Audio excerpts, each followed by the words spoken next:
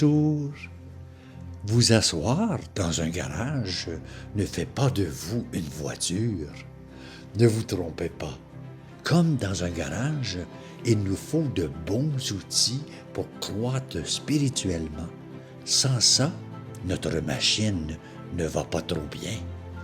Ouvrir son garage, nettoyer son garage est une grande étape pour tout mécanicien.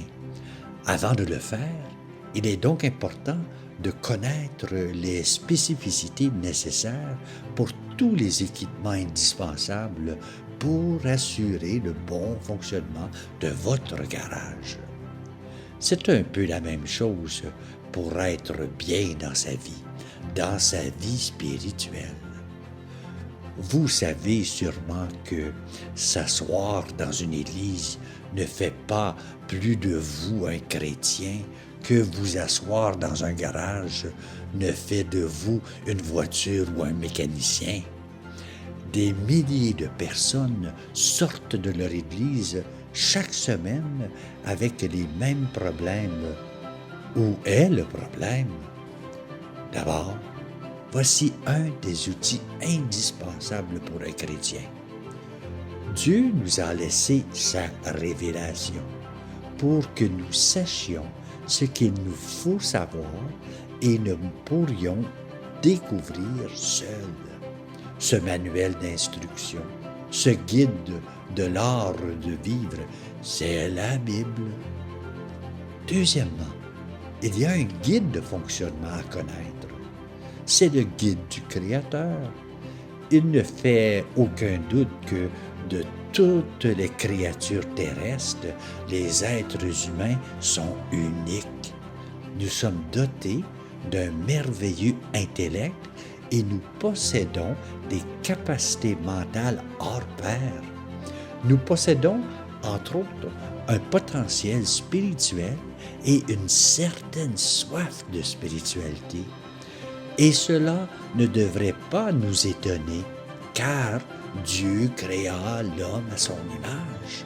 Il le créa à l'image de Dieu pour qu'il puisse avoir des rapports intimes avec lui. Troisièmement, il faut savoir que la vie est un chemin et il faut que sa machine soit en forme. Et oui, une vie spirituelle en profondeur peut être exigeante. Tout ceci peut être plutôt déroutant, mais armez-vous de courage.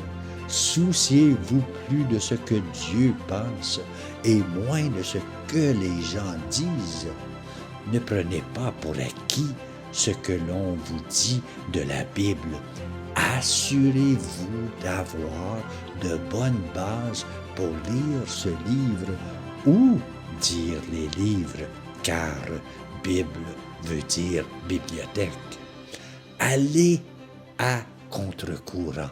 Soyez de ces rares personnes qui entrent par la porte étroite du garage, qui mène à la vie au lieu d'emboîter le pas à la majorité qui emprunte le chemin spacieux, comme le dit si bien Matthieu au chapitre 7, versets 13-14. Ne l'oubliez pas, Noé prêcha la vérité tout le temps qu'il construisit l'arche, mais seulement 8 personnes crurent, furent sauvées et ne périrent pas dans le déluge. Aussi, Jésus prêcha aux foules pendant plus de 3 ans, mais l'Église ne débuta qu'avec 120 disciples. On voit cela dans les Actes des Apôtres, chapitre 1, verset 15. Soyez parmi les rares personnes qui écoutent attentivement, puis pratiquez-le bien. Donc, je vous souhaite d'être un bon mécanicien. Surtout, si tu as le cœur à la bonne place, sois celui ou celle qui aide les autres à devenir de bons mécaniciens.